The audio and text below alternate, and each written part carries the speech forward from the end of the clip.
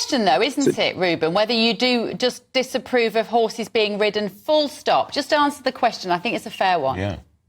Well, I mean, horses aren't just, playthings that are here for us to use. Naturally, they would live in large herds, roaming across large spaces, making their own decisions. But for the racing industry, when they're not racing, they often spend hours on end in isolation. If they're exploited for breeding, they may spend years on end in isolation. There's nothing funny about that. In large herds making their own decisions, OK, so this large herd can just cross a road then, cross a busy motorway. I mean, these horses are brought up in fantastic conditions. I've been to some of these stables. They live their life of luxury. Very well loved. And they're very well loved. And they've got companionship, not just the staff who look after them, but their fellow horses. Richard, that's right, isn't it?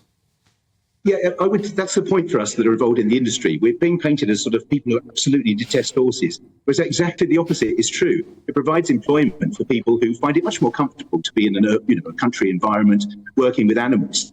So in a way, we're on the same page as Reuben, and racing has welfare right at its core. It's so important in order to get the social licence for the sport to continue. So in some ways, very similar, but we just are not in agreement that horses shouldn't be ridden or that they're forced to do anything.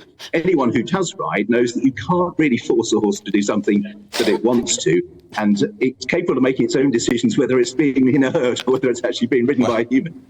They want to take their own decisions. Thank you. Well, thank you so much, both. I'm sorry. I'm sorry. Thank you both. That was Richard Holmes, racing commentator, and Reuben Skeats from Peta. I do think that was a pretty extraordinary statement. I'm sorry. That was terribly impolite, but the idea that horses should be free to make their own decisions, whereas we can't.